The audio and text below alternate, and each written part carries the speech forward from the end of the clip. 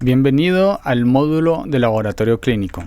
En esta ocasión, pues vamos a aprender acerca de todo lo relacionado con las tomas de muestras de laboratorio o específicamente hablando de las muestras de laboratorio.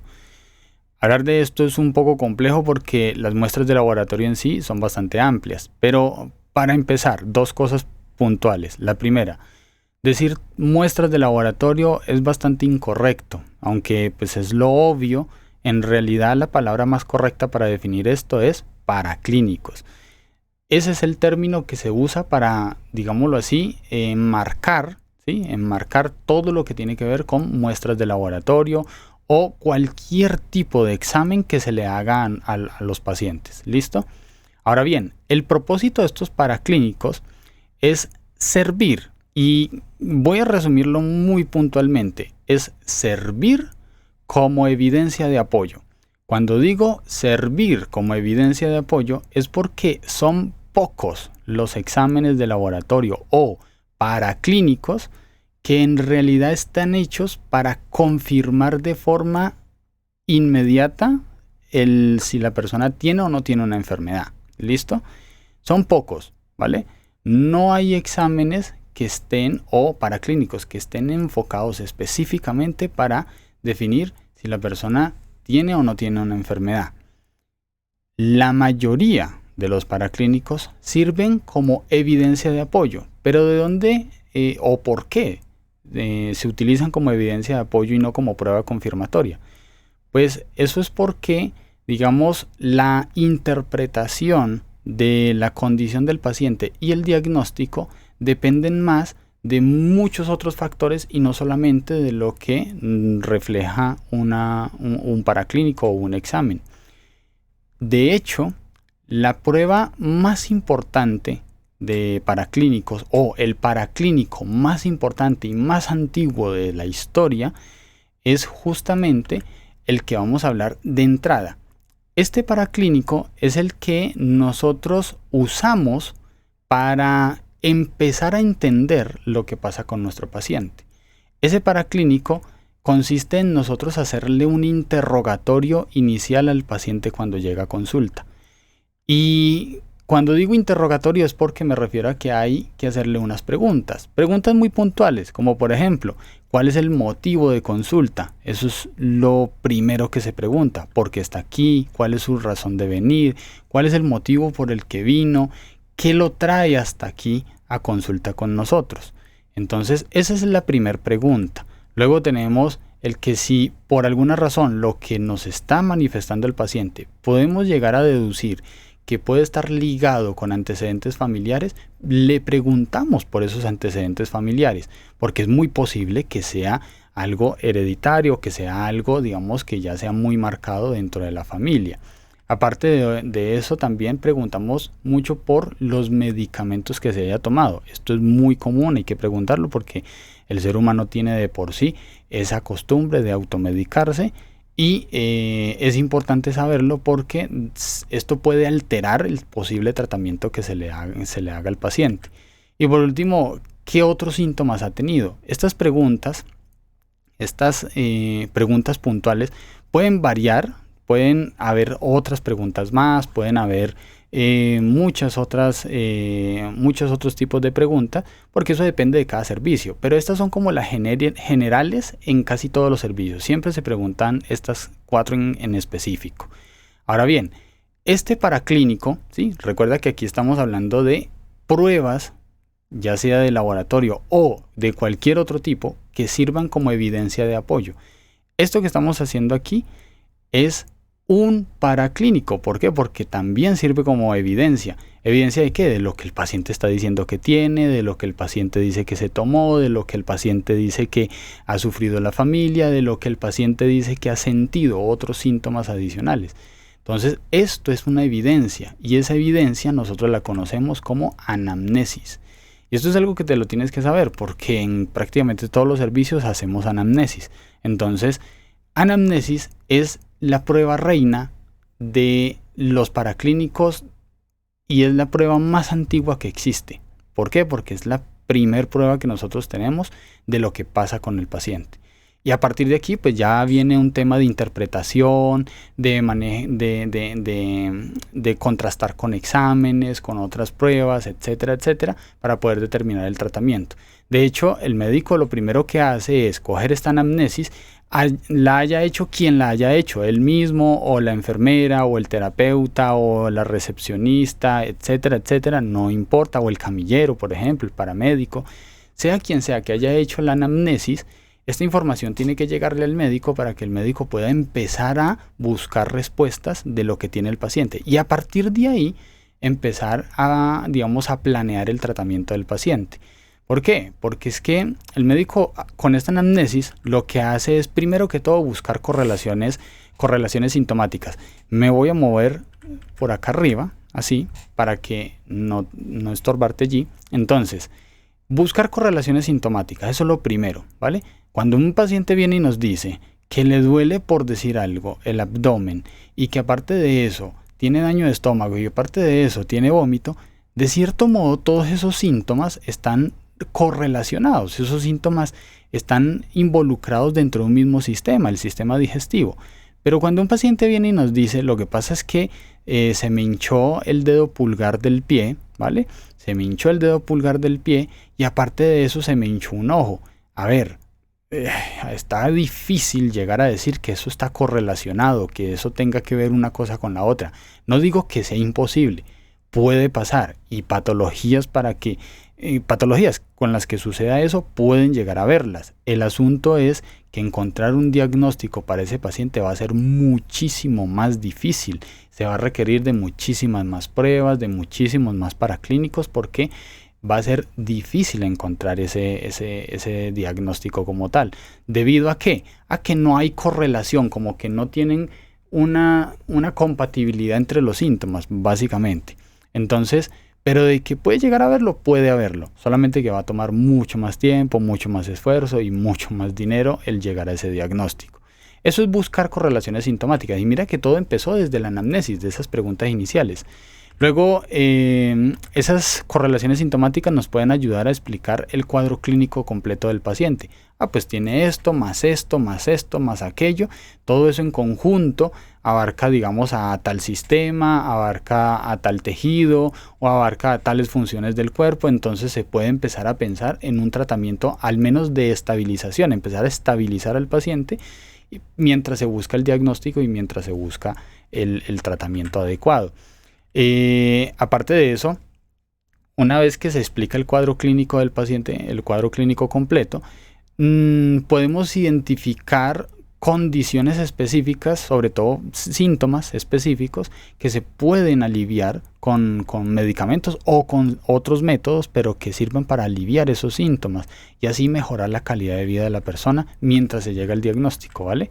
Y finalmente, pues todo esto nos permite descartar otras posibilidades, porque claro, cuando nosotros empezamos a entender lo que pasa con el paciente, digamos que si el paciente vino y nos dijo, no, es que tengo una gastroenteritis, porque le dolía el estómago, porque digamos, tenía daño de estómago, porque tenía vómito, es que tengo una gastroenteritis, pues nosotros no vamos a hacer un tratamiento basado en lo que dice el paciente digamos, a nivel de una patología. Para nosotros decir que el paciente tiene una gastroenteritis, tenemos o debemos tener evidencia y ahí sí ya determinar qué es lo que tiene el paciente. ¿Por qué? Porque esos síntomas que yo menciono, daño de estómago, dolor abdominal y vómito, pueden ser una gastroenteritis, sí, pero también puede ser una colitis, también puede llegar a ser un colon perezoso o un ilio paralítico, o puede llegar a ser una helmintiasis. Entonces hay una variedad de posibilidades. Entonces, cuando empezamos a buscar respuestas y a encontrar correlaciones sintomáticas, muchas veces nos sirve para descartar unas cosas y luego ir inclinándonos más por otras, porque no es lo mismo que el paciente venga y nos diga que le duele el abdomen o que le duele la barriga, hablándolo en términos de paciente, y que ese dolor está arriba en la zona que tanto llaman la boca del estómago. Es diferente que nos digan eso o que nos diga que tiene dolor de barriga pero que el dolor es bajito. Es diferente porque en uno de los casos, en el caso del dolor en la parte de arriba del abdomen, eso vendría siendo muy posible una gastritis o vendría siendo una helmintiasis o vendría siendo una úlcera péptica, podría ser una condición, digamos que relacionada al estómago, mientras que ese dolor más bien bajito generalmente puede significar, en este caso, para este paciente que tiene síntomas digestivos, ese dolor bajito podría llegar a significar, por ejemplo, un colon perezoso o por ejemplo, un ilio paralítico, pero generalmente está relacionado al intestino, no al estómago. Y aclaro lo de que el dolor bajito podría ser algo de intestino porque ese dolor bajito que tanto llaman puede también llegar a ser problemas en la vejiga, problemas en los uréteres o problemas, por ejemplo, en el útero o en el cuello uterino.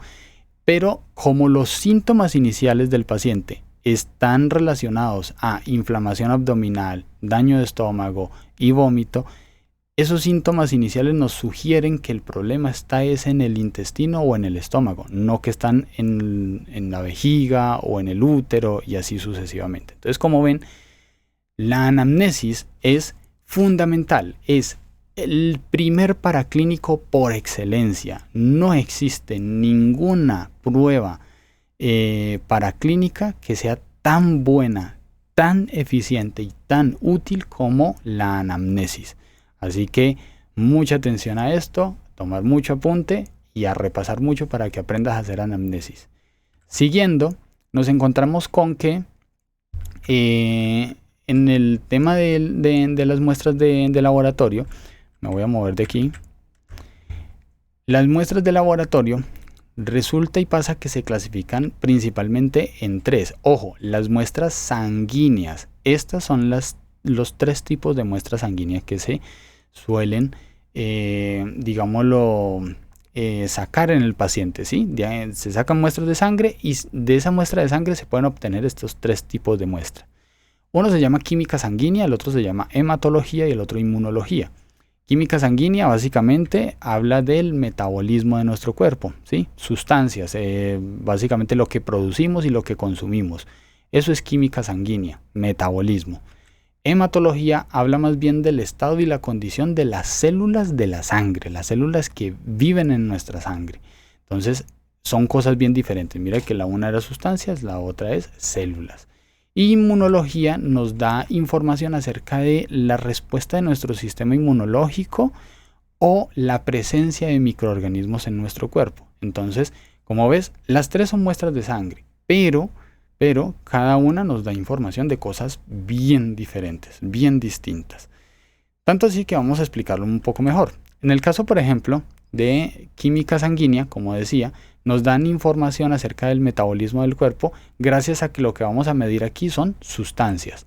Sustancias las cuales, óyeme muy bien, las cuales pueden ser ya sea secreciones o excreciones. Para aclararte y que te quede muy claro esto, secreciones y excreciones son cosas bien diferentes. Generalmente las secreciones se consideran como algo que sí sirve para algo, o sea, que sí tiene una, digámoslo así, como un uso útil, sí tiene una utilidad las secreciones, mientras que las excreciones no tienen utilidad, al menos entre comillas, porque si le buscamos y profundizamos en el tema, seguro que encontramos que las excreciones también tienen utilidades. Pero para ponerte ejemplos de secreción, las secreciones, es decir, las que sí tienen algún tipo de utilidad, las secreciones podrían ser las lágrimas que mantienen nuestras conjuntivas, el ojo, lo mantienen con cierta humedad para que no se irrite, para que no se seque, ¿vale? Entonces, esas lágrimas tienen una utilidad. Por ejemplo, la saliva nos ayudan a digerir, a empezar la digestión, porque empiezan a descomponer azúcares, proteínas, algunas grasas, ayudan con los almidones también. Entonces, la saliva tiene una función de secreción, función muy importante, es decir, tiene una tarea, tiene un propósito o tiene una manera de servir de utilidad, ¿vale? Mientras que las excreciones son todo lo contrario. Las excreciones realmente es poco lo que podemos decir que sirvan para algo. Las excreciones como tipo el sudor, a través del sudor nosotros eliminamos un montón de toxinas, sales y un montón de cosas que no necesitamos. Lo mismo pasa con la orina, es otra excreción. Nuestro cuerpo saca una cantidad de contaminantes a través de la orina. Entonces eso es una excreción. La materia fecal lo mismo, el sebo de nuestra piel también, que es esa sensación grasosita que siempre tenemos en las manos o el que nos da en el rostro y así.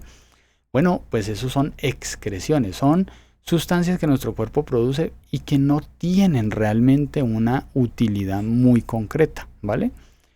Pero así como te hablo de tanto de estas secreciones como de estas excreciones, que son evidentes porque tú las puedes ver, las puedes tocar y todo esto, existen muchas otras secreciones y excreciones que no podemos ver ni podemos tocar porque están dentro de nuestra sangre, porque están dentro de nuestros órganos, porque están dentro de nuestros tejidos. Entonces, para poder saber en qué presencia, o sea, qué cantidad de esas secreciones o excreciones tenemos en nuestro cuerpo, por eso es que sacamos estos exámenes de química sanguínea.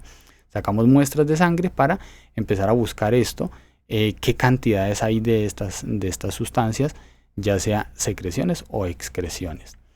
En el caso, por ejemplo, de hematología, como bien dije hace un rato, nos dan información acerca del estado y la condición de quién, de las células de nuestra sangre. Nos dan, repito, nos dan información, las pruebas de hematología, que también es una prueba de sangre, nos da información acerca del estado y la condición de las células de nuestra sangre, o sea, las células sanguíneas. ¿Qué tipo de información nos da? Nos da la información del volumen y la propiedad de esas células sanguíneas. Cuando decimos volumen nos referimos a qué cantidad tenemos de X células. Entonces así es como sabemos nosotros qué cantidad de plaquetas tenemos, qué cantidad de defensas tenemos, qué cantidad de, por ejemplo, de hemoglobina tenemos y así sucesivamente. Es decir, las pruebas de hematología nos sirven para medir ese volumen, la cantidad como tal. Pero también nos sirven para medir la propiedad, que viene siendo como el funcionamiento de esas células. Porque de nada nos sirve tener un montón de células que a la larga esas células estén defectuosas y que no sirvan de la manera correcta. Entonces también nos sirve para determinar cómo están funcionando esas células. Sean pocas o muchas, lo importante es que funcionen bien. Eso es lo que nos dan las pruebas de hematología. Y por último tenemos las pruebas de inmunología, que son las que nos dan información acerca de nuestro sistema inmunológico. Nos dan información como qué respuesta está teniendo nuestro sistema inmunológico, qué tanto se demora en responder ante la presencia de microorganismos. Nos dice también, por ejemplo, la cantidad de microorganismos que hay. Bueno, en fin, tenemos que nos da dos tipos de información específica.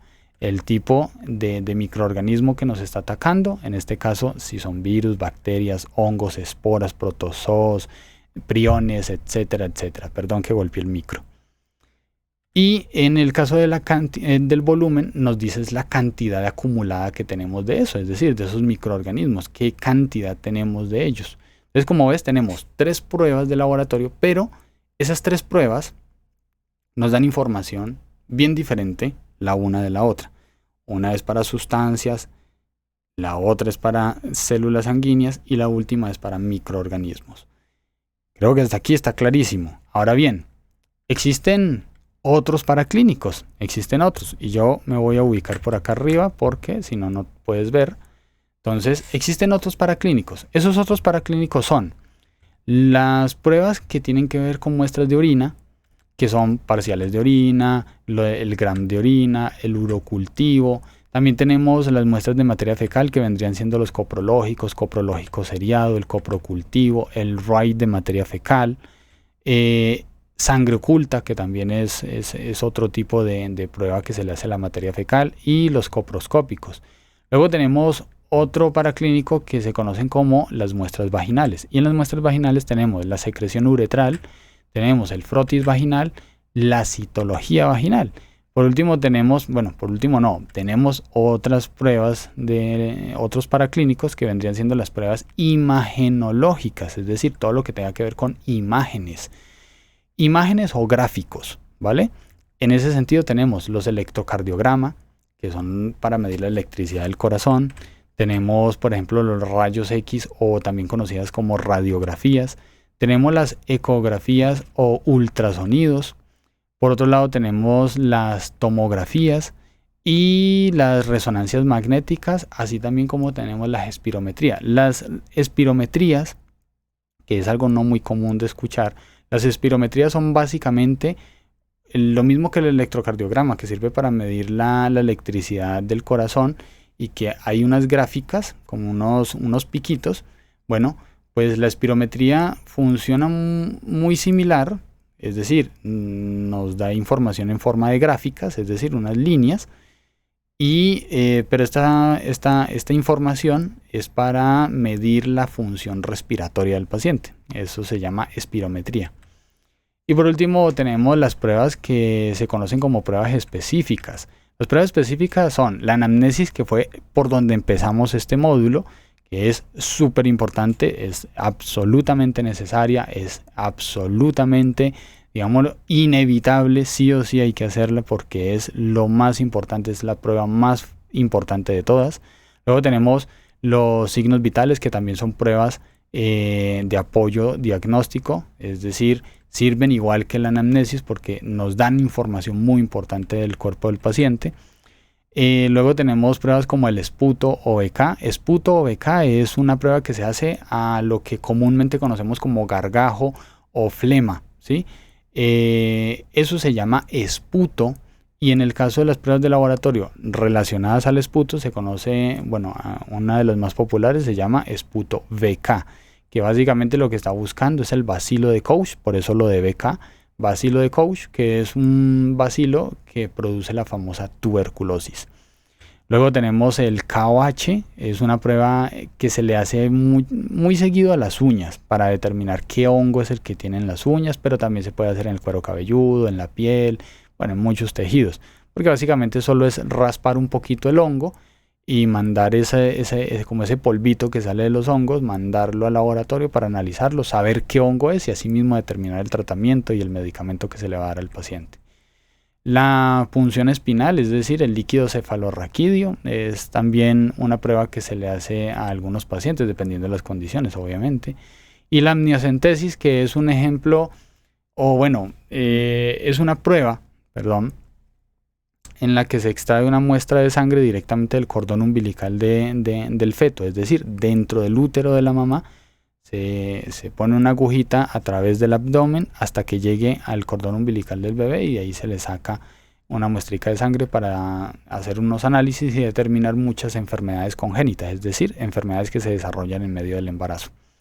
Y luego tenemos biopsias, que es básicamente llevar una muestrica pequeña de un tejido que se ve irregular, sacamos un pedacito de ese tejido, lo mandamos al laboratorio para saber qué tipo de células son, que si son benignas o malignas, que si es una infección, que una cosa y la otra, para saber.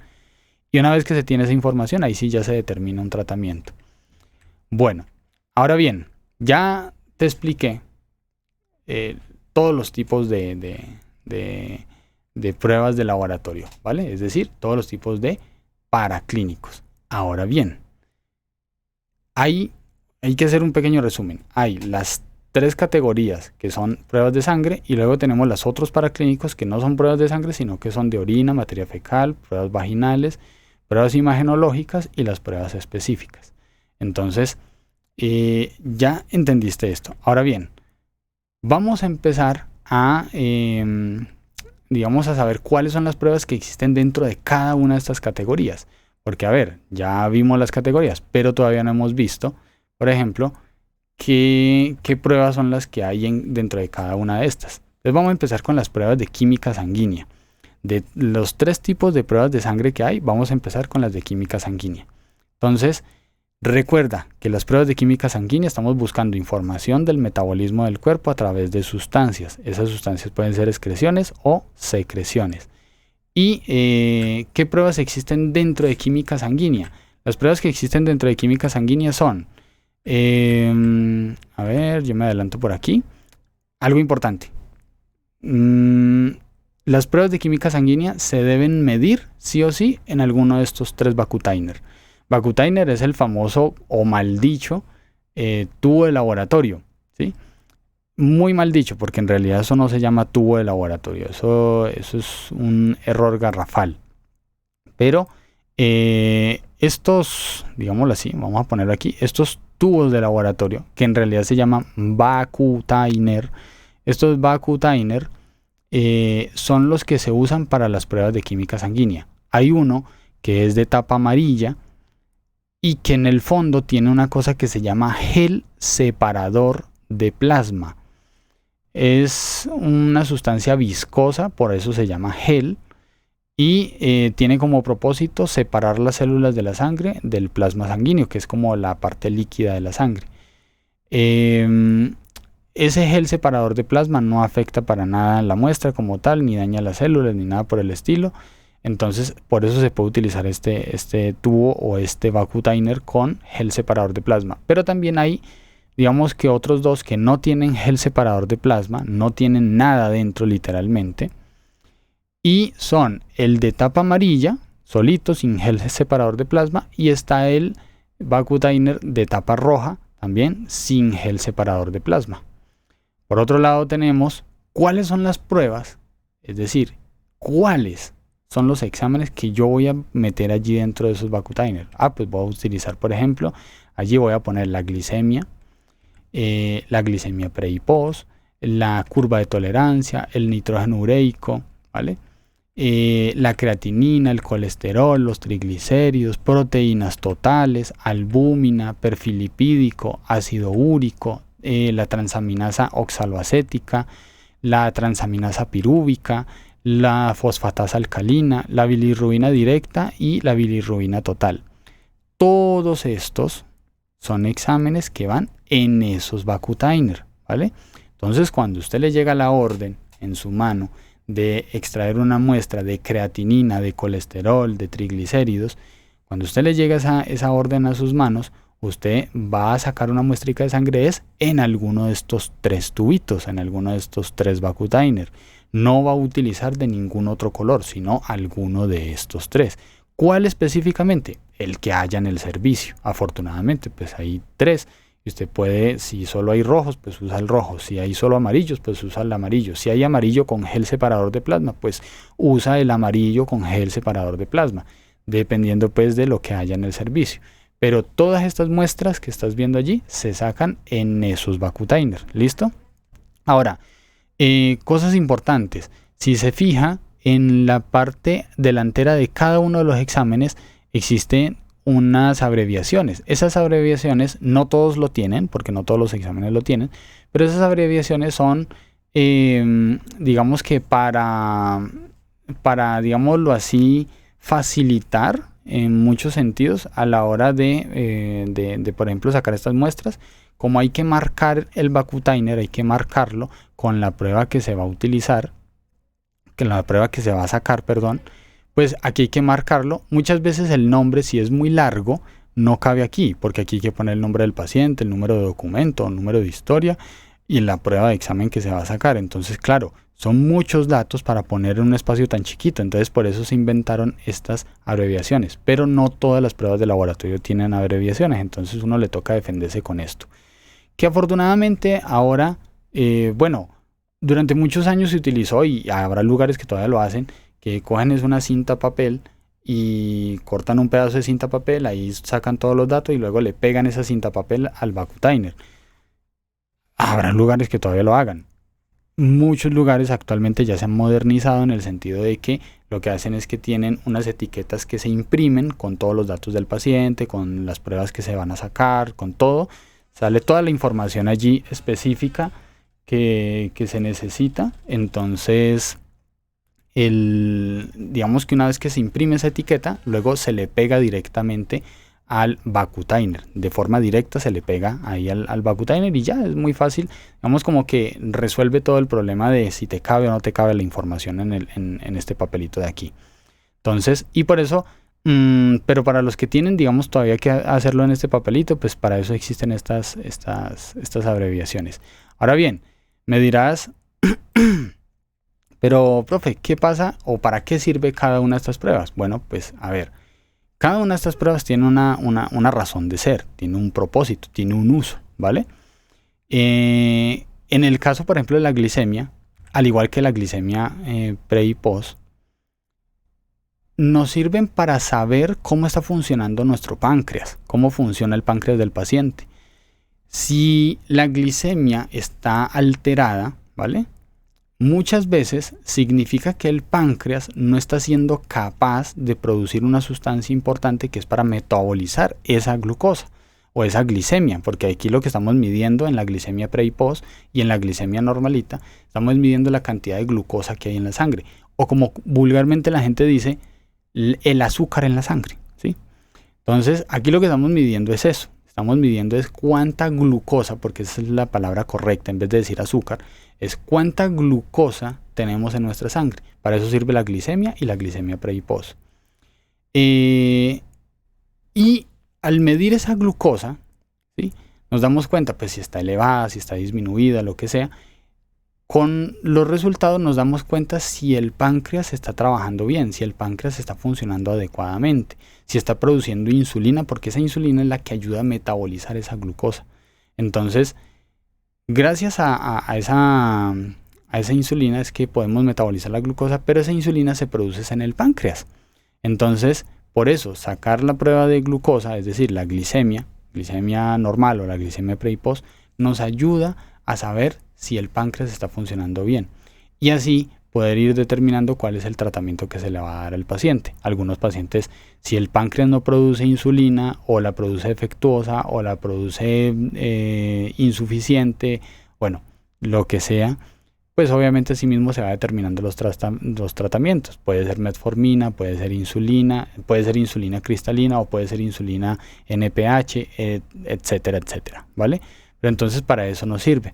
Ahora bien, así como todos los demás exámenes sirven para algo. Otro ejemplo que podemos poner es el caso de la curva de tolerancia. La curva de tolerancia nos sirve para saber cómo se metaboliza la glucosa, es decir, qué tan rápido o qué tan lento se metaboliza la glucosa.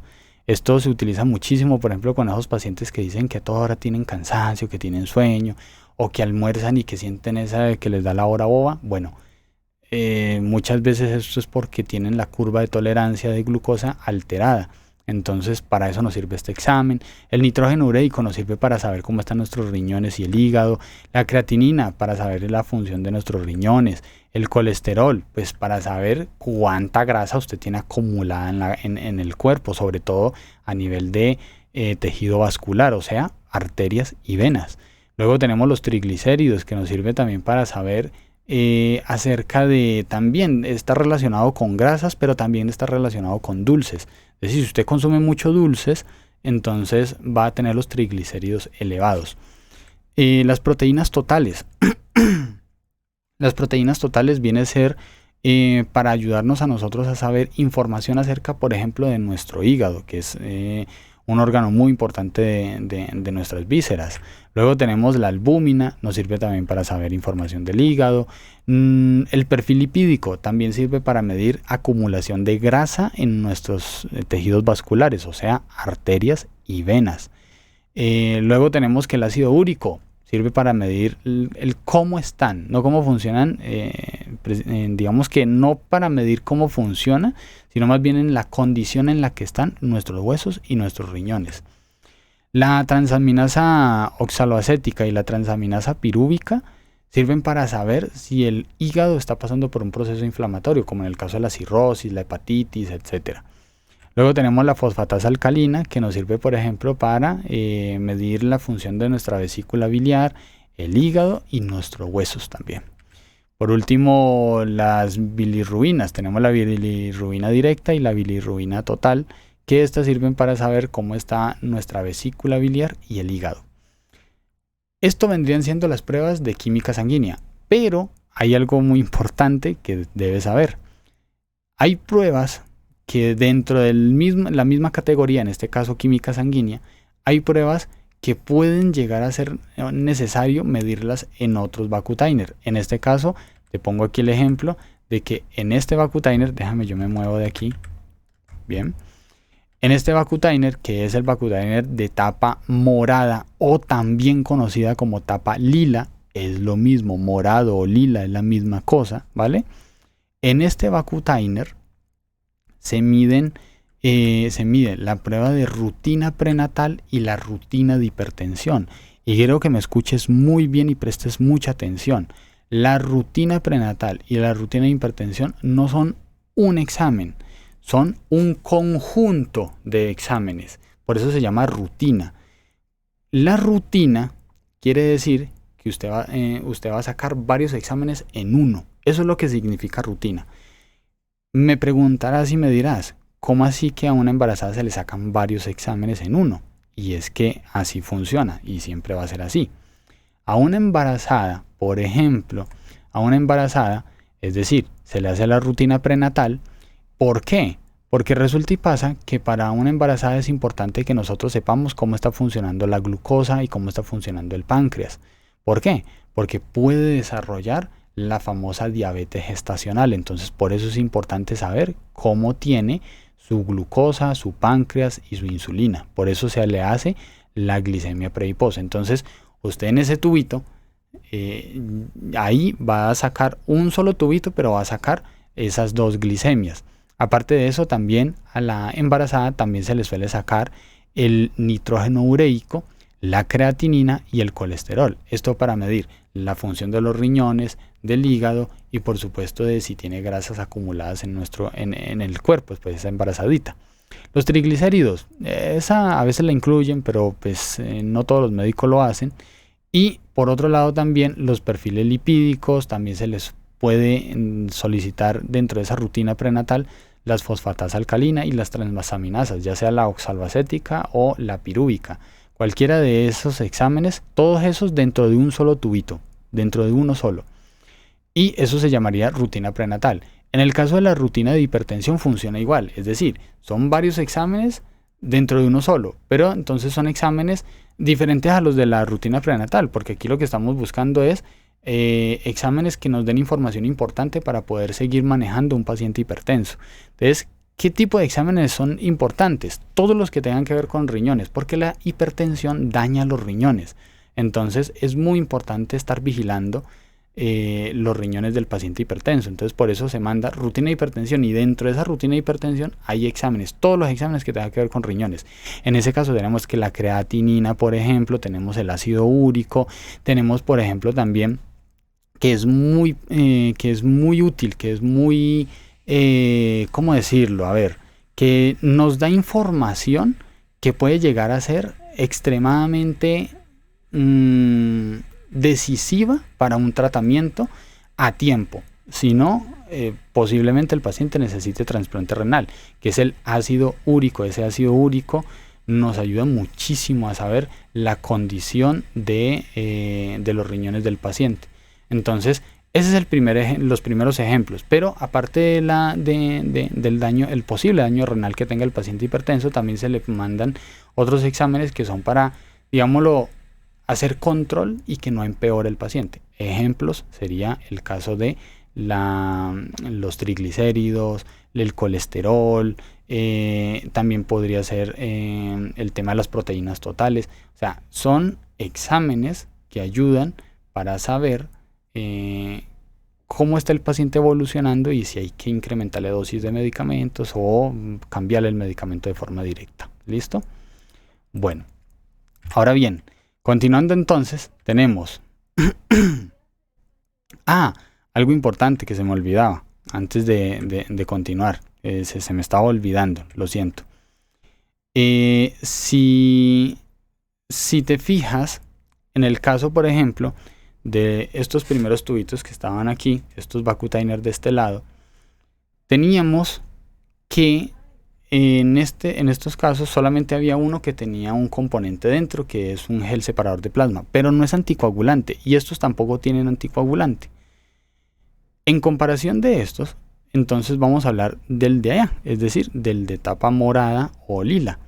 Dentro del Vacutainer de tapa morada o lila sí existe un anticoagulante. Ese anticoagulante se denomina EFTA.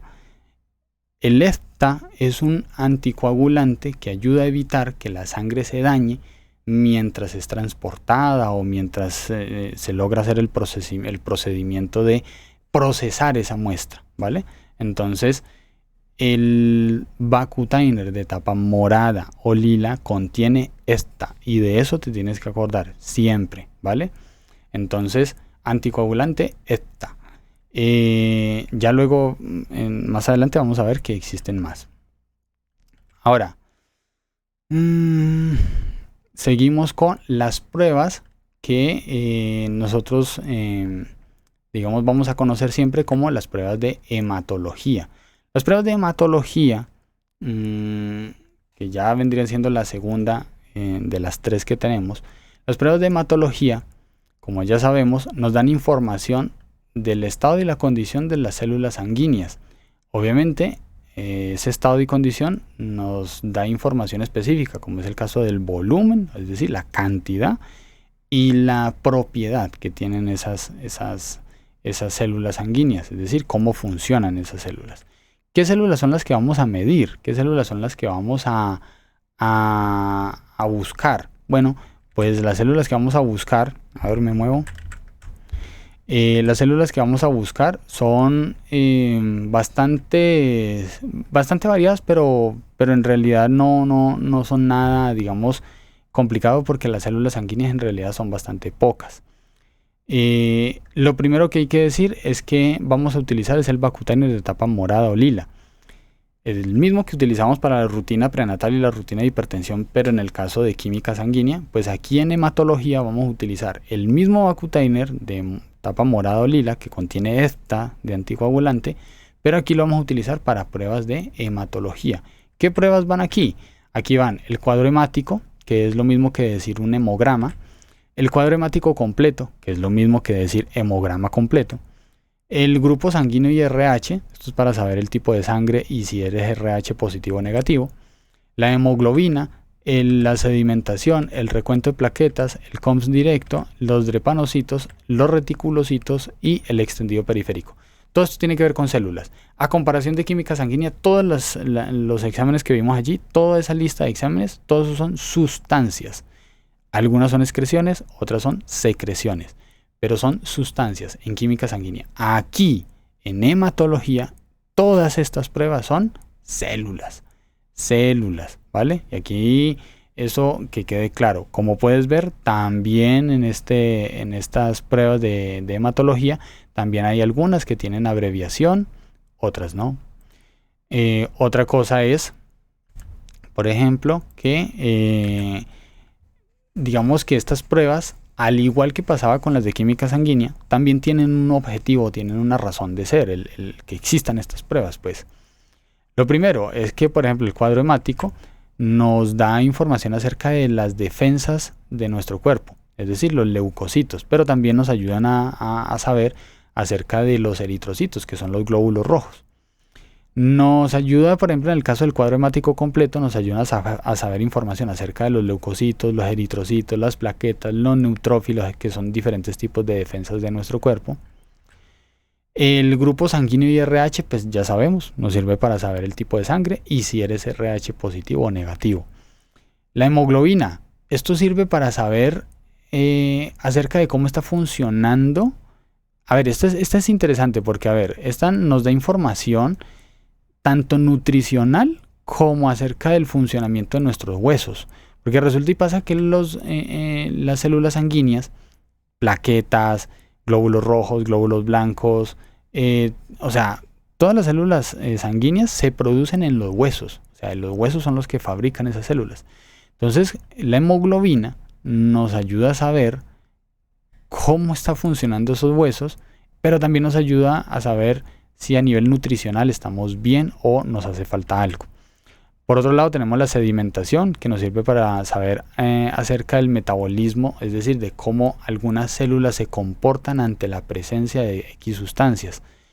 No es lo mismo que hablábamos en química sanguínea. En química sanguínea hablábamos de que esos son sustancias, solo sustancias, es decir, excreciones o secreciones. Aquí estamos hablando de que la sedimentación es más bien un tema de cómo están funcionando ciertas células ante la presencia de la sustancia, pero mira que aquí estamos midiendo la respuesta de la célula en sí. El recuento de plaquetas, bueno, pues es saber el volumen o la cantidad de plaquetas que tenemos en nuestro cuerpo. Son importantes porque ellas son las que activan a los sistemas de defensas, ellas son las que activan la coagulación, ellas son las que activan, bueno, un montón de cosas en nuestro cuerpo. Ellas son como la vieja chismosa del barrio que, digamos, todo el tiempo está pendiente de todo, y cuando hay que llamar a alguien, a la policía, a los bomberos, la defensa civil, ella es la primera que llama. Pues así son las plaquetas. Ellas todo el tiempo están pendientes de cualquier cosa en nuestro cuerpo, y cuando algo no funciona bien, ellas llaman a quien tienen que llamar. Llámese defensas, llámese coagulación, llámese antiinflamación, bueno, llámese lo que sea. ¿Listo? A ver, ¿qué otra tenemos? Tenemos el COMS directo. El COMS directo nos ayuda a saber información acerca de las inmunoglobulinas de nuestro cuerpo, que esto tiene que ver con la forma en la que nuestras células van a ayudar al sistema inmunológico a defendernos. Entonces, esto nos ayuda muchísimo. Esto, por ejemplo, en caso de pacientes con dengue, zika, chikungunya, todo ese tipo de patologías virales, son súper útiles este examen de COMS directo, porque nos ayuda a saber acerca de cómo las células reconocen al microorganismo por medio de las inmunoglobulinas. Luego tenemos los drepanocitos, que son el tipo de anemia que nos sirve para saber si el paciente tiene una anemia que se llama anemia falciforme, que es cuando los huesos producen glóbulos rojos defectuosos. Entonces, claro, esos glóbulos defectuosos, esos glóbulos rojos, no son capaces de transportar suficiente oxígeno, glucosa, agua, etcétera, etcétera. Entonces, ese tipo de glóbulos rojos, cuando se terminan convirtiendo en hemoglobina, realmente es una hemoglobina defectuosa, una hemoglobina que funciona ahí a medias. Y esto nosotros lo conocemos como anemia falciforme. Luego tenemos reticulocitos, que es un tipo diferente de anemia, que se conoce como anemia en médula, que esto ya tiene que ver directamente con los huesos y el cómo está la condición de salud de esos huesos. Y el extendido periférico, que nos ayuda a saber el conteo de células sanguíneas, es decir, el total de células sanguíneas.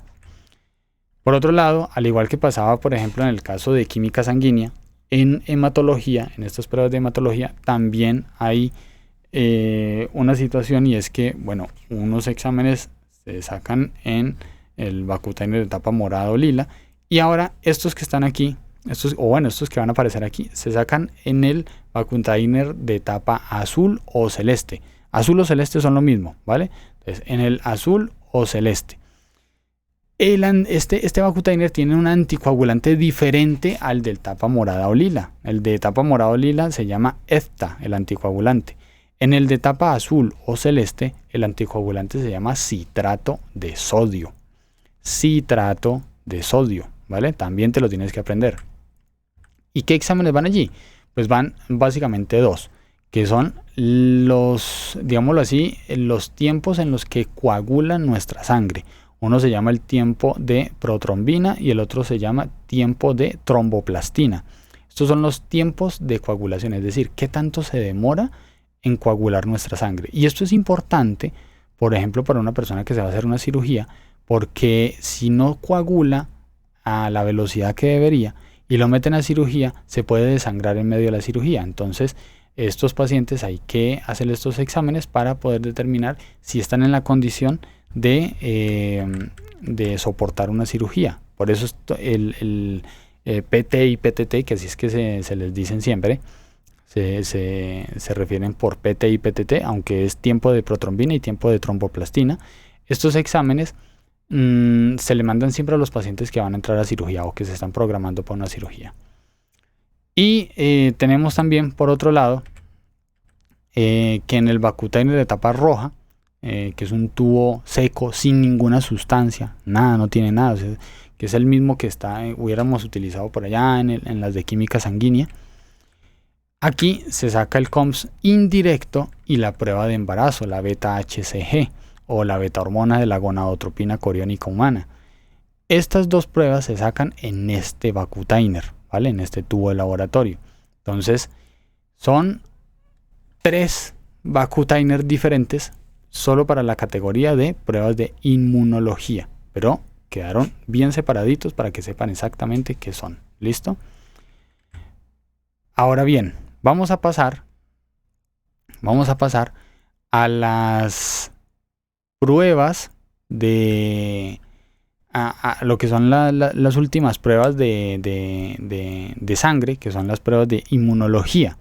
Las pruebas de inmunología, estas pruebas, nosotros lo que buscamos aquí, como decíamos anteriormente, es determinar qué microorganismos hay en nuestro cuerpo y en qué cantidad, para asimismo pues planear el tratamiento, para planear, por ejemplo, en el caso de los antibióticos, planear qué dosis, cada cuánto en el día y por cuántos días. O sea, sirve básicamente para eso. Se van a sacar en el Vacutainer de tapa roja o también en el de tapa amarilla. Importante, los que no tienen gel separador de plasma, es decir, los que están limpios totalmente por dentro, o sea, vacíos totalmente. Por otro lado, ¿cuáles son las pruebas? Las pruebas son serología, que sirve para determinar, también se le dice BDRL, o bueno, esa es la abreviación. La serología sirve para determinar la sífilis, si la persona tiene sífilis. Bueno, veámoslos todos. Virus de la inmunodeficiencia humana y virus de la inmunodeficiencia humana, o VIH. Asto, RATs, seroaglutinaciones, proteínas C reactiva, la rubeola, citomegalovirus, varicela y la cuantificación de hepatitis, ya sea la A, la B o la C.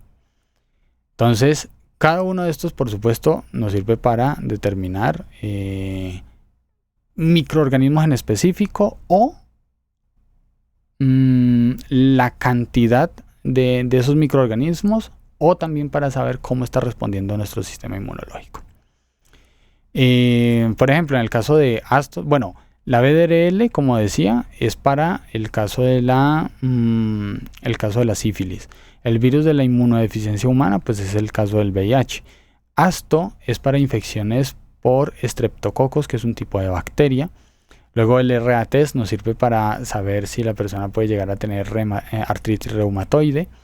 Las seroaglutinaciones nos sirven para las infecciones por antígenos febriles, es decir, microorganismos que producen altas temperaturas en el cuerpo. La proteína C reactiva nos sirve para saber si hay infecciones en el hígado, específicamente en el hígado básicamente.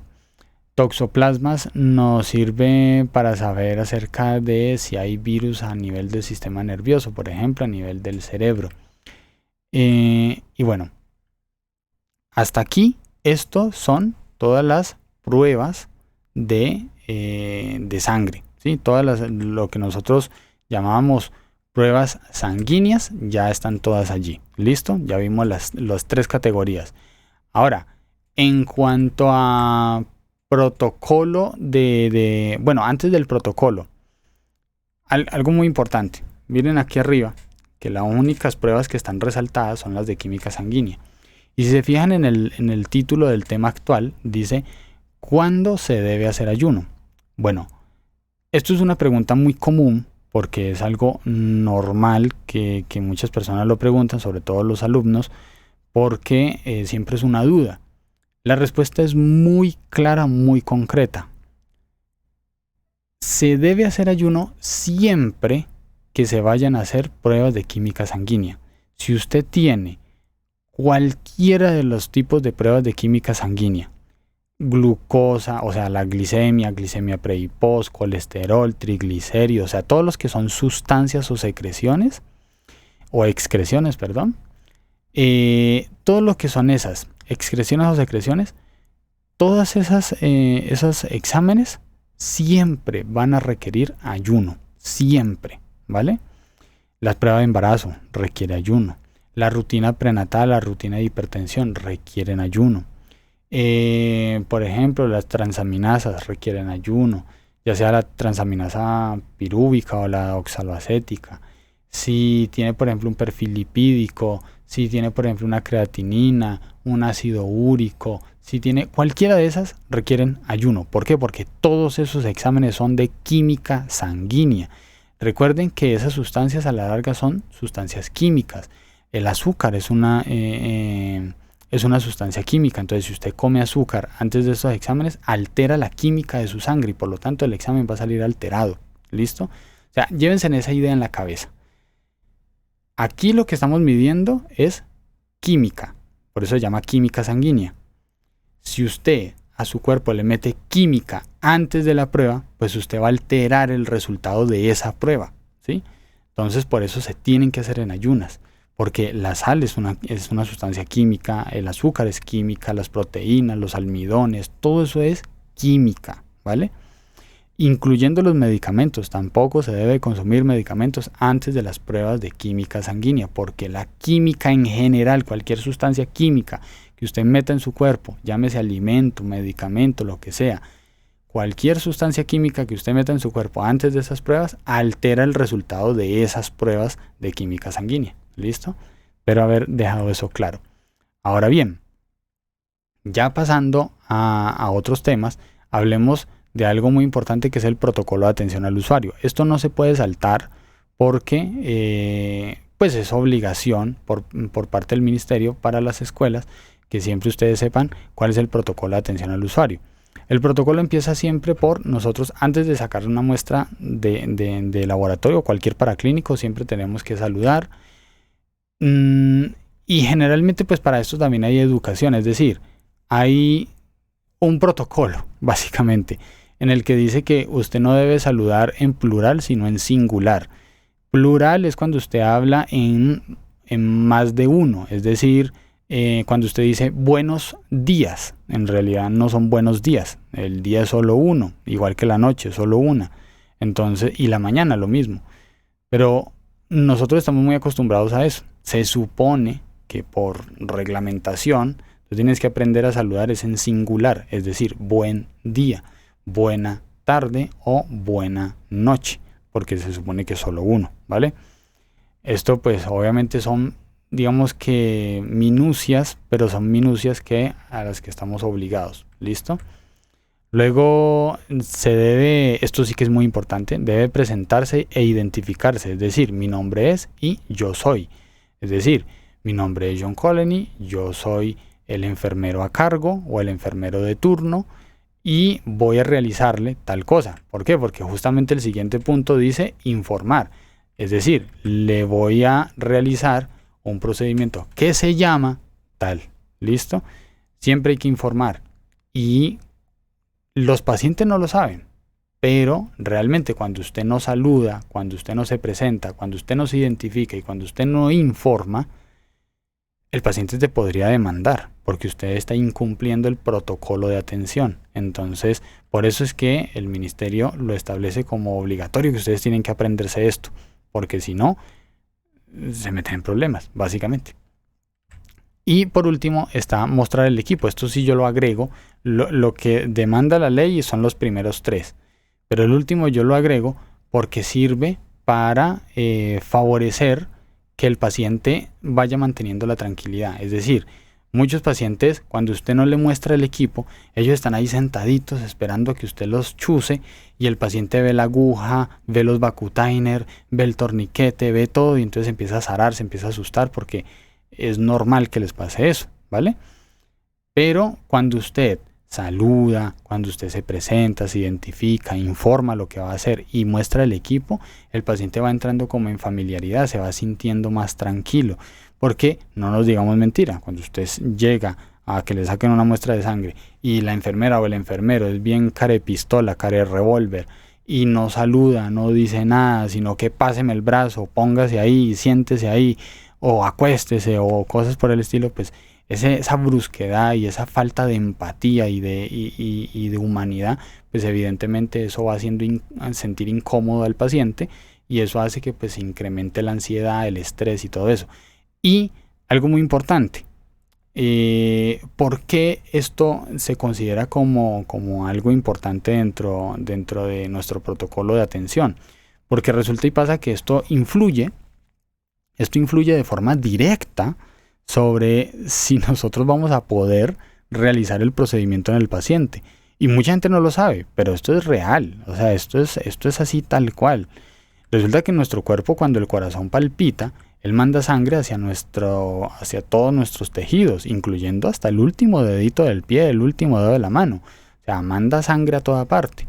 El asunto es que esa circulación, ¿vale? Esa sangre que llega hasta nuestras extremidades, cuando nosotros pasamos por algún proceso, digámoslo así, estresante, o en un proceso de angustia, de miedo, de ansiedad, esa sangre que se supone que normalmente va hacia las extremidades, pues cuando pasamos por esa angustia, estrés, miedo o lo que sea, hace que nosotros liberemos una hormona en nuestro cuerpo que es conocida como la hormona del estrés. Esa hormona se llama cortisol. Y ese cortisol provoca que la sangre que normalmente viaja hacia las extremidades ahora ya no vaya hacia allá, sino que antes se devuelve hacia el centro del cuerpo. Eso el cuerpo lo hace por una razón de autoprotección, es como un mecanismo de defensa del cuerpo, en el que el cuerpo dice, pues hay angustia, hay miedo, hay estrés, hay temor, ¿vale? Entonces el cuerpo lo que hace es que saca esa sangre, o sea, jala la sangre de las extremidades y se la lleva al cuerpo, al centro del cuerpo, para tratar de defender los órganos diana, que así son conocidos, o también conocidos como órganos blancos. No tiene nada que ver con que sean blancos, simplemente se les dice órganos diana o órganos blanco porque son los órganos más importantes del cuerpo, como es el caso del corazón, los pulmones, el hígado, el cerebro, los riñones, etcétera. Son órganos esenciales para la vida. Entonces, nuestro cuerpo, cuando hay estrés, miedo, angustia, todo eso, cuando se libera el cortisol, nuestro cuerpo dice, uy, no, hay que sacar esa sangre de las extremidades y meterla en los órganos principales, para, en caso tal de que pase algo, sobrevivir. O sea, el cuerpo literalmente sacrifica las piernas y sacrifica las manos, porque dice, eso no es tan importante como el cerebro, eso no es tan importante como el corazón, o los pulmones, o el hígado, o los riñones. ¿Ya? El cuerpo hace eso, es un mecanismo de defensa.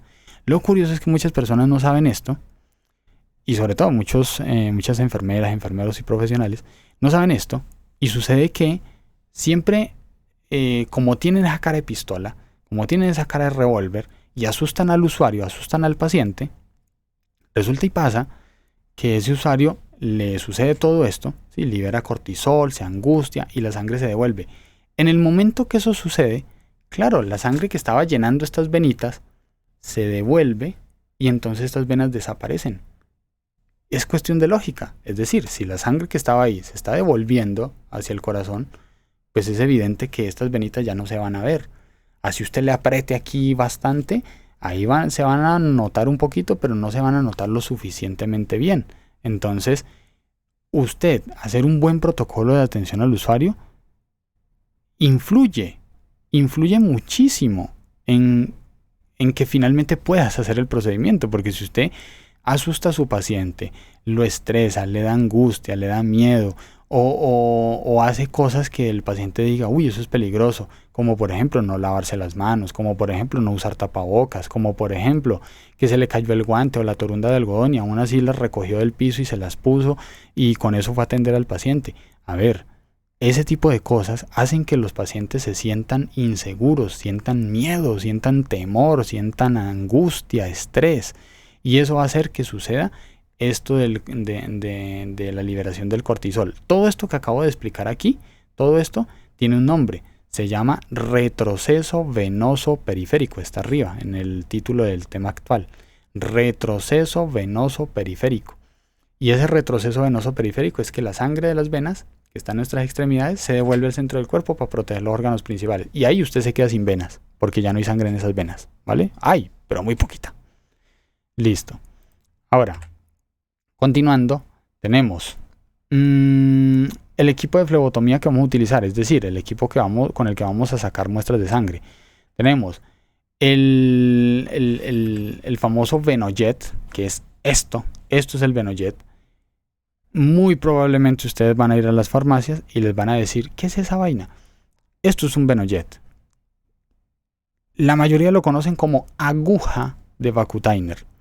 No tiene nada que ver ese nombre, pero así lo conocen. Entonces, en el momento que lo vayas a adquirir, esto se llama Venojet, pero si no lo conocen por ese nombre, entonces aguja de Vacutainer.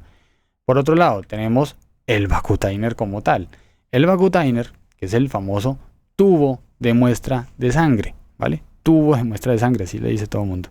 Entonces, bueno, ahí ya tienes el nombre real y el nombre genérico, por decirlo así. Y por último está el Vacutainer Brand, que ese es el nombre real, pero la mayoría lo conocen como camisa de Vacutainer. Y eso es esto, ¿vale? Estos son los equipos que generalmente se utilizan en mayor medida para sacar muestras de sangre. Hay otras posibilidades, claro, hay otras alternativas, otro tipo de, de equipos, como puede ser, por ejemplo, bueno, está la camisa Vacutainer, están las camisas de Vacutainer con adaptador para los pericraneales. Esto es, digamos que simplemente lo mismo, pero de otra marca y con otro accesorio, básicamente. También están esta que también es lo mismo, otra marca con otro accesorio. Esto es para conectar principalmente jeringas. Este es para canalizar directamente al paciente y de este modo sacar muestras de sangre por medio de la canalización. Luego tenemos, por ejemplo, esto que es la misma, es la aguja Vacutainer o el Venojet, pero que tiene una capucha, que es una capucha de seguridad. Cuando usted termina de sacar la muestra, dobla esta capucha y la aguja queda tapada, queda cubierta. Entonces hay menos riesgos de punciones accidentales. Por otro lado tenemos el pericraneal, así se llama esto, pericraneal. No se llama mariposita como todo el mundo le dice. Sí, se ve que parece una mariposa, pero se llama pericraneal. Y la aguja Vacutainer, bueno, o Venojet. A ver, ¿qué otra cosa tenemos por aquí? Pues les voy a mostrar lo que viene a ser la adaptación. Miren, esto es un adaptador, ¿ya? Esto no es muy común, esto aquí en Colombia literalmente casi nadie lo utiliza. Esto es algo que se ve de muy vez en cuando, porque realmente esto, pues, lo utilizarán en ambientes muy específicos, pero aquí en Colombia esto no es nada común. Luego tenemos los Vacutainer, perdón, lo que viene siendo el dispositivo este el Venojet, pero con capucha, ¿sí? Venojet, pero con capucha. Y bueno, al lado tenemos otro que es sin capuchita. El de capucha tiene la ventaja de que pues, reduce el riesgo de punciones accidentales. Pero pues tampoco es que sea tan común, ¿no? Eso tendría que ser que uno lo busque específicamente de ese estilo, de ese modelo. A ver, ¿qué otra cosa tenemos por aquí para mostrar? Tenemos el tema del Vacutainer con sus aditivos. Es decir, ya sabemos que existe un Vacutainer de tapa amarilla con gel separador de plasma. También hay un Vacutainer de tapa amarilla, pero es sin gel separador de plasma. Lo mismo pasa con el de tapa roja, es sin ningún tipo de gel, sin ningún tipo de aditivo ni nada. Tenemos el de tapa morada o también conocido como lila con el anticoagulante EFTA. Luego tenemos el de tapa azul o también conocido como celeste con anticoagulante citrato de sodio. Y finalmente tenemos otros tres que son, digamos, de laboratorios especializados de alto nivel, que son el de tapa verde, que tiene un anticoagulante que se llama heparina, el de tapa negra, que contiene un anticoagulante también, bueno, es el mismo citrato de sodio, y por último tenemos el Vacutainer de tapa gris, que contiene fluoruro, que es otro tipo de anticoagulante. ¿Listo? Ok, entonces, ahora que ya vimos esto, tenemos, finalmente, tenemos entonces que hablar acerca de, me voy a mover por acá, acerca de los otros tipos de pruebas, ¿sí? Existen otros tipos de pruebas, como es el caso, por ejemplo, bueno, esto ya es el procedimiento, la flebotomía. A ver, te muestro primero la flebotomía. En este caso tenemos una flebotomía. A ver, vamos a verla de nuevo. La flebotomía que estamos viendo es una flebotomía realizada por medio de un pericraneal con adaptador hacia la camisa Vacutainer y luego simplemente se extrae la muestra de sangre poniendo el Vacutainer dentro de la camisa. Por eso es que se le dice camisa, porque es como que se le pone la camisita al Vacutainer y ya. Estas son las etiquetas que te decía que hoy en día pues la mayoría ya se han modernizado con estos sistemas para imprimir esa etiqueta ya con toda la información del paciente, inclusive con un código de barras para poder hacer la lectura por medio de dispositivos electrónicos. Entonces facilita muchísimo el manejo, digamos como que el uso de estos elementos de trabajo, y pues facilita también el que hagamos el trabajo de forma eficiente y rápida. Luego tenemos, a ver, otro ejemplo. Vamos a poner este otro ejemplo. Este es con jeringa. Este ejemplo es una extracción de muestra de sangre con jeringa. Como ves, es una punción sencillita, rápida, no es nada complicado y se extrae la muestra. Único problema, que si haces una extracción de muestra de sangre con jeringa, lo que te quepa en la jeringa es todo lo que tienes para llenar los Vacutainer. Eso significa que si tienes 3 Vacutainer, cada uno le cabe 5 ml y tienes una jeringa de 5 ml, pues haz las cuentas. Solo te alcanza para un Vacutainer. ¿Por qué? Porque tienes 3. Entre los 3 necesitarías 15 ml. O sea, o tendrías que usar una jeringa, perdón, de 20 ml y llenarla por completo, o simplemente chuzar al paciente varias veces. Y en ambos casos es complicado. ¿Por qué? Porque si usas una jeringa muy grande, lo que te demoras en llenarla, la sangre se coagula y entonces se daña la muestra. Y si usas una jeringa muy pequeña, entonces lo que va a pasar es que te toca chuzar al paciente varias veces. Entonces es mejor no hacerlo de ese modo. ¿Qué es lo que se recomienda? Hacerlo por medio del Venojet. Porque con el Venojet nos facilitamos muchísimo el trabajo, ya que un solo chuzoncito, una sola punción, nos sirve para extraer múltiples muestras de sangre, muchas, de hecho todas las que necesitemos. Evidentemente pues tampoco vamos a desangrar al paciente, pero sí podemos utilizar esta única punción para extraer varias muestras. Entonces esto es, y si te fijas en todos los videitos que hemos visto, siempre que se termina de hacer la extracción, han tomado el Vacutainer y le han hecho como unas vuelticas de este estilo. Eso se hace porque hay que mezclar la sangre que está dentro del Vacutainer, hay que mezclarla con los anticoagulantes. Evidentemente esto se hace, eso de mover el Vacutainer así, que míralo allí se ve, esto se hace en los Vacutainer que tengan anticoagulante. Ejemplo, el lila o morado y el azul o celeste. También se podría con el verde, el negro y el gris. Solo con esos. Pero hacer eso mismo o sea, mover el Vacutainer con con los Vacutainer de tapa amarilla o el de tapa roja, no tiene sentido porque esos no tienen anticoagulante. Esos lo que tienen es un gel separador de plasma o simplemente no tienen nada. Entonces, todo del mover ese Vacutainer solamente se hace es con los Vacutainer de tapa azul, celeste o morada o lila, ¿vale? Bueno, ¿qué otra cosa tenemos? Te muestro lo que se hace después, aunque esto técnicamente, pues esto es algo que ya se ve directamente como en la especialización que harías si quieres trabajar en laboratorio. De todos modos te lo muestro. Centrifugar es básicamente coger el Vacutainer y ponerlo en una máquina. Eso sí, ponerlo muy bien equilibrado, es decir, los Vacutainer se tienen que poner uno enfrente del otro. El Vacutainer tiene que ser del mismo material, es decir, porque hay unos Vacutainer plásticos, hay otros Vacutainer que son de vidrio. Entonces no puede ser uno de plástico, uno de vidrio, no, tienen que ser del mismo material, mismo grosor y tienen que estar llenos a la misma cantidad.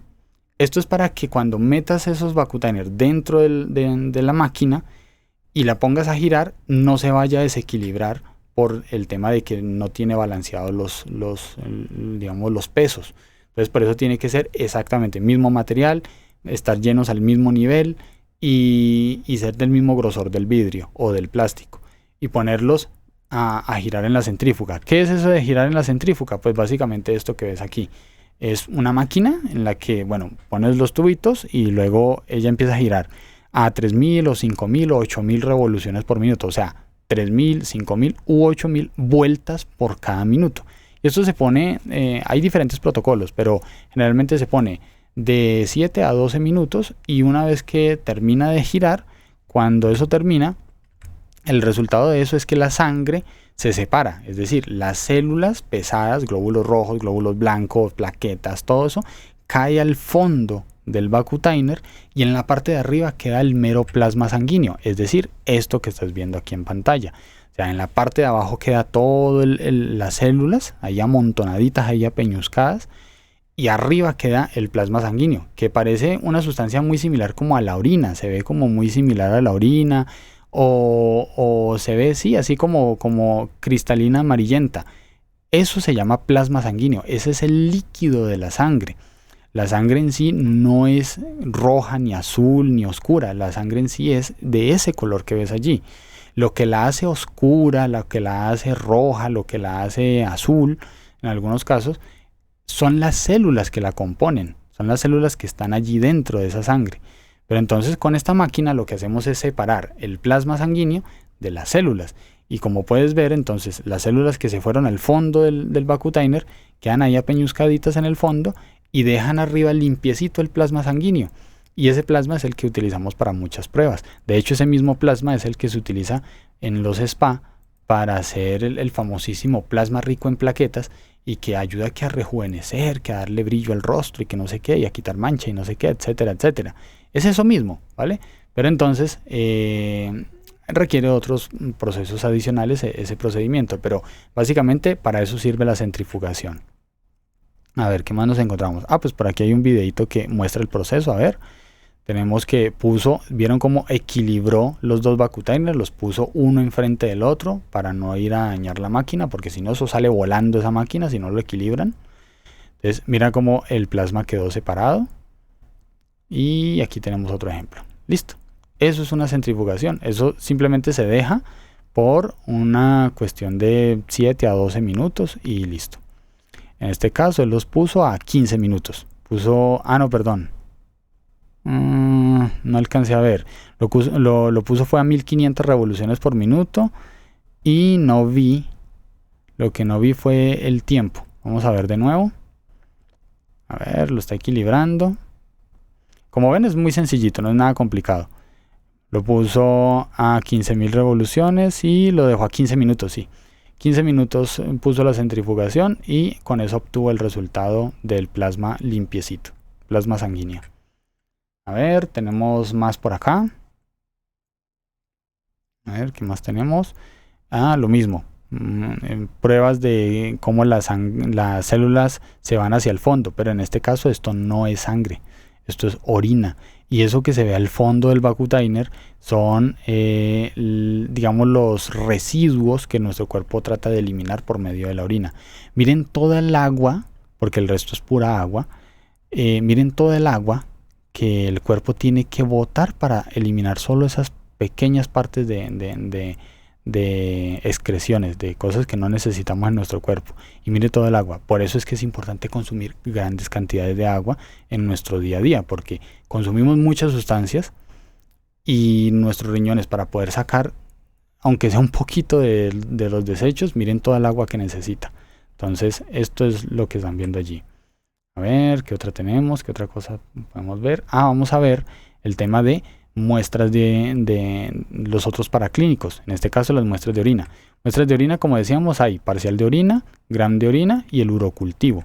Entonces, las muestras de orina generalmente pues se utilizan para hacer cultivos. Ahorita te muestro que es un cultivo, pero también se utilizan, por ejemplo, para el parcial de orina. El parcial de orina es un examen muy típico, que consiste básicamente en coger esa tirita que se ve allí, ese papelito, untarlo de la orina del paciente, porque eso hay que impregnarlo, se mete ahí en el Vacutainer, se impregna en el Vacutainer o en el frasco directamente de la orina, y luego se va buscando el color al que corresponde cada uno de los reactivos. O sea, esos colorcitos que se ven allí en la tirilla, esos colorcitos cambian de paciente en paciente. ¿Por qué cambian? Porque pues cada paciente elimina cosas diferentes, tendrá enfermedades diferentes, función renal diferente, etcétera, etcétera. Dependiendo del color que tenga cada colorcito, cada cuadrito, asimismo se va determinando si el paciente está eliminando por orina, está eliminando proteínas, si está eliminando bacterias, virus, hongos, si está eliminando sales, si está eliminando, por ejemplo, ácido úrico, ¿sí? Si está eliminando X o Y sustancia. Y pues obviamente, dependiendo de eso que se encuentre, pues asimismo entonces el médico decide el tratamiento que se le va a dar al paciente. A ver, vamos con las pruebas de materia fecal, las muestras de materia fecal. Las muestras de materia fecal son, por ejemplo, son el caso principalmente, hay que hablar de esto que ven así como en ese color azul, que es el RAI de materia fecal. El RAI de materia fecal quiere decir que hay un tinte, es como una témpera, pongámosle así, de un color, de ese color azul, ¿vale? Un color azul vibrante. Ese azul o ese tinte, ¿vale? Ese tinte del que estamos hablando que se llama RAI, ese tinte, curiosamente hay algunas bacterias que lo absorben, que absorben ese tinte. Entonces, ¿qué hacen en el laboratorio? Cogen la materia fecal, le untan el RAI, le ponen ese tinte para ver qué tipo de bacterias son las que tiene el paciente en la materia fecal. Y asimismo, pues si la materia fecal absorbe ese color, pues entonces significa que el paciente sí tiene esas bacterias. Y eso se ve más o menos de esto, mira. Esto es el RAI, ese es el tinte. Y allí tienen dos portaobjetos, que así se llaman esas láminas de vidrio. Dos portaobjetos con materia fecal, ya tienen impregnada la materia fecal. Entonces ahí lo que está haciendo el técnico es coger el RAI, le aplica la tintura en la parte de encima a las dos muestras, porque en este caso son dos muestras de ese paciente, y una vez que termina de aplicar la tintura, luego de unos minutos simplemente empieza a hacer el enjuague. El enjuague se hace con agua destilada, tampoco es que se vaya a hacer con cualquier cosa, ¿no?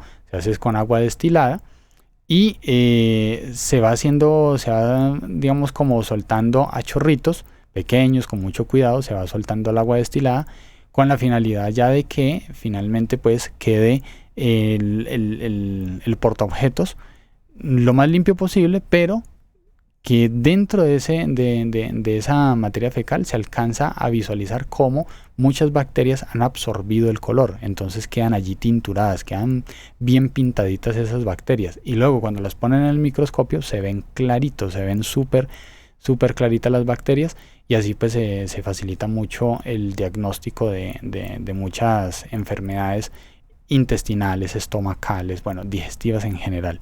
Pero esto es un RAI de materia fecal, como ves. Nada complicado, es algo muy sencillito. Y pues la interpretación y el análisis, pues eso no le corresponde al equipo de enfermería, eso ya le corresponde al equipo de bacteriología, que son otro tipo de médicos. Bueno, a ver, luego tenemos las pruebas, ya casi vamos a acabar. Tenemos las pruebas de, bueno, muestras vaginales.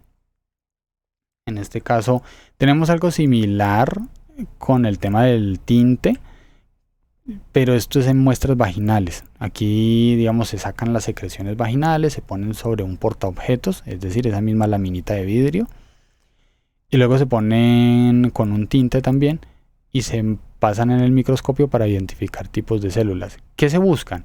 Ya sea bacterias, como es el caso de la imagen de abajo, como es esta imagen de acá. Entonces se buscan este tipo de bacterias, o se buscan células que empiezan a comportarse de forma anomálica, es decir, o anormal, ¿sí?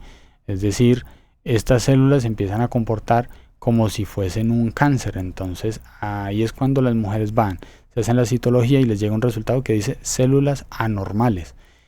Eso significa que tienen que empezar un seguimiento porque esas células se pueden convertir en células cancerígenas. ¿Listo? Si se preguntan en cómo se hace una citología, la citología es algo muy sencillito, pero al ser algo invasivo en la intimidad de las pacientes, pues obviamente requiere un protocolo muy específico. En este caso, ahorita vas a ver que el espéculo se puso de lado, es decir, se introdujo fue de lado, no se introdujo de frente, sino de lado. Ahorita vamos a verlo. Y como ves, entra, saca la muestra rápidamente y luego de que saca la muestra la pone sobre el portaobjetos. Aquí ese spray es como un fijador. Mira, por dentro se ve así. Ese es el cuello del útero y entonces con el pallet está sacando la muestra, ya sea de un lado o del otro, pero con el pallet está sacando la muestra del cuello uterino. Si es el escobillón, con el escobillón se hace, digamos que solo en el centro, y se da un giro y listo. Si es el cytobrush, que es esa brochita, con el cytobrush se hace desde el centro y abarca una parte del cuello uterino. Para poner la muestra en el portaobjetos, lo que se hace simplemente es, en el caso por ejemplo del pallet, se pone desde un extremo y se extiende hasta el otro. Si es el escobillón, se da un giro, generalmente al revés de como haya sacado la muestra. Y si es el cytobrush, se hace un barrido y listo. Con eso ya se obtiene la muestra de citología y ya se puede mandar al laboratorio. Mira cómo se introduce el espéculo. El espéculo va, se introduce de lado y luego se gira. Te preguntarás, ¿eso lastima? No, no lastima. O sea, al menos reduce el dolor. Porque es que el conducto vaginal también tiene la forma en la que está hecho el espéculo, justamente para que, digamos, sea fácil de introducir y no sea tan doloroso. De igual forma, existen muchas mujeres que manifiestan dolor en el momento de la introducción del espéculo. Y eso es porque muchas veces tienen vaginosis, que es una condición en donde el conducto vaginal está muy estrecho y obviamente al introducir un espéculo pues se está expandiendo de forma muy brusca y repentina y eso pues genera dolor, ¿vale? Ojo con la citología, que es muy útil. Luego nos encontramos con las pruebas imagenológicas. En pruebas imagenológicas nos encontramos con varios tipos. Esos tipos son, a ver, me tengo que mover por acá. Tenemos los rayos X o radiografías, que también se conocen. Tenemos los ultrasonidos o ecografías. Tenemos las tomografías o también conocidas como TACs. Y tenemos las resonancias magnéticas. Cada una de estas son tecnologías diferentes. Bueno, las rayos X y radiografías junto con las tomografías o TACs son el mismo tipo de tecnología. Se llama radiación ionizante. Son muy peligrosas, súper peligrosas. Es decir, la radiación es un tipo de tecnología muy riesgosa. Por eso, cuando ustedes van a entrar al área de tomografía, de TAC o de rayos X o radiografías, ven un letrero que dice: si usted está embarazada o sospecha de estarlo, avise al técnico. ¿Por qué? Porque no puede entrar, ya que como el bebé está en fase de desarrollo, es más factible que él absorba esa radiación a que usted la absorba.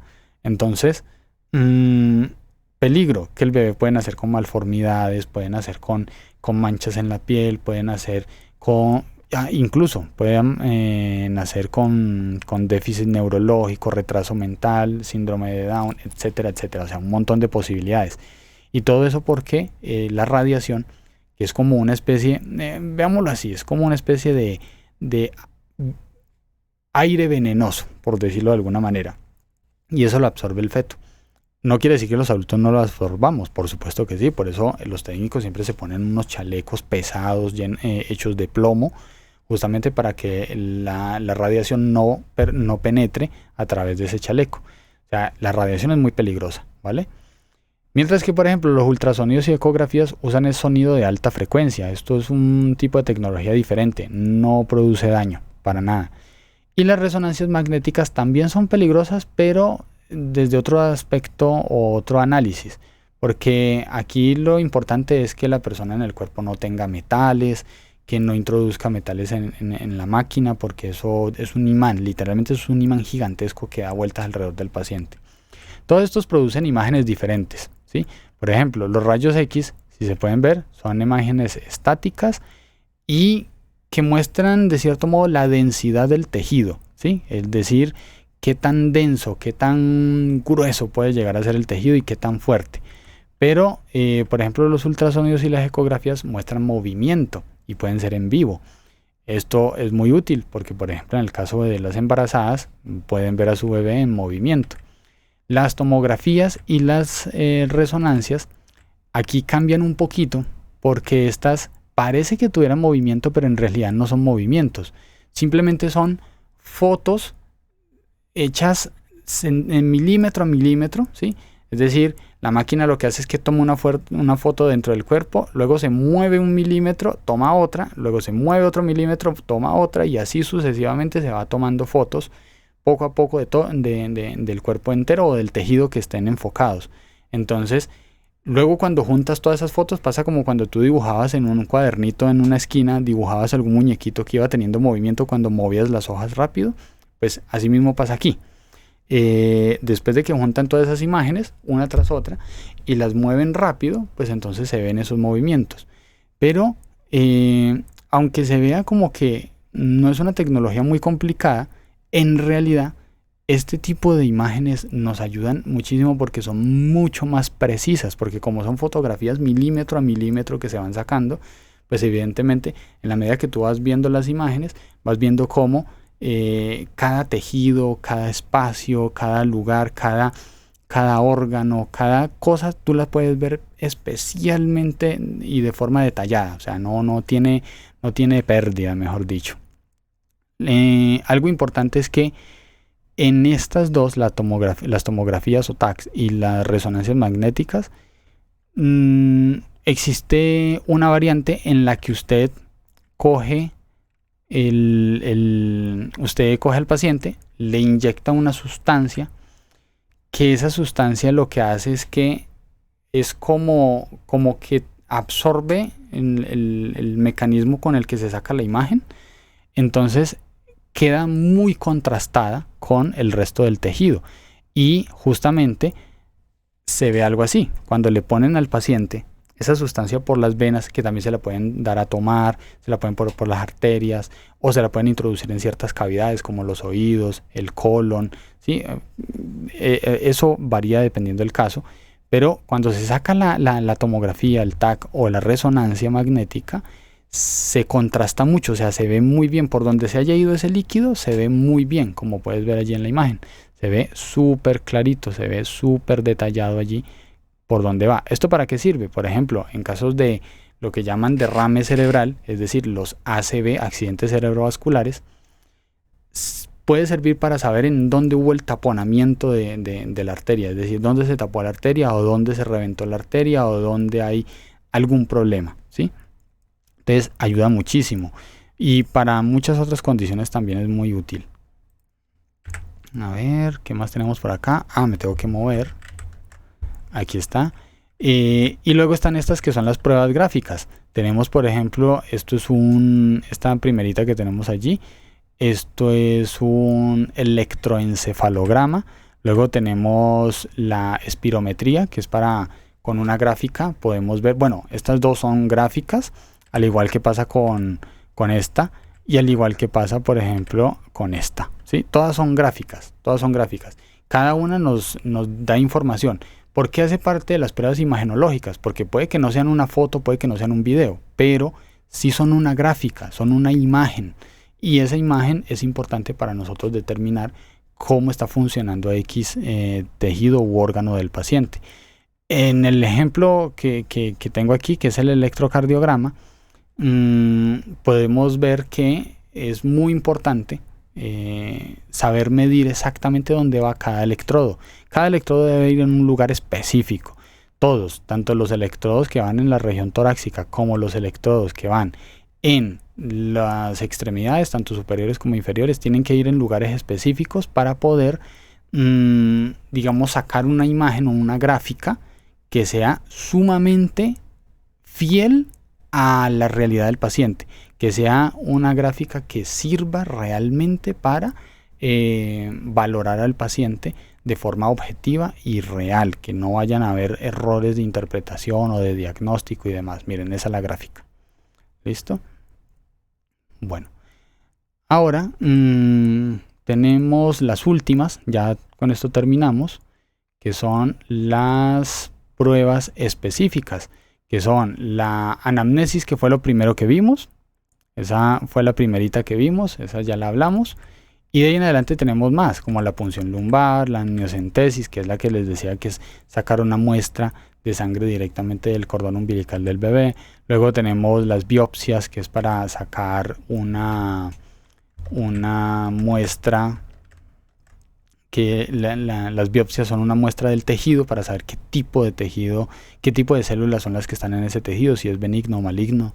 Tenemos el esputo BK, que es el que les decía, que es el del gargajo o la flema, que también se le dice.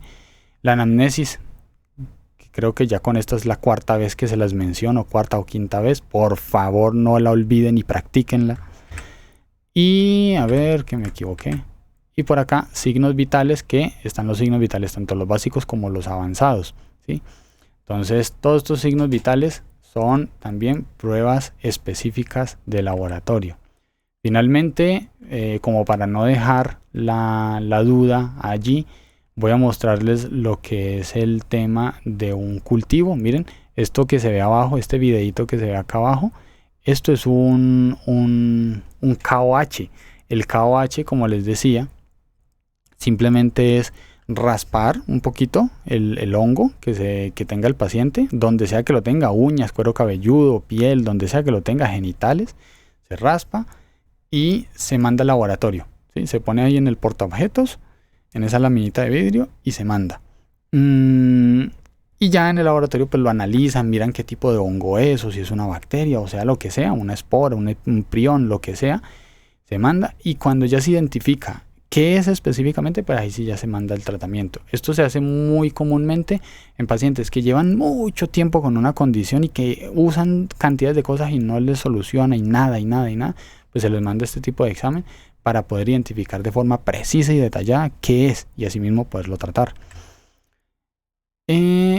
Y cuando decimos que hacer cultivos, esto es un cultivo, miren. Esto es orina. Esta orina la ponen en un pellet, que esto es para, digamos que eso ahí tiene alimento, que alimenta a las bacterias, a lo que sea que tenga, el microorganismo que sea.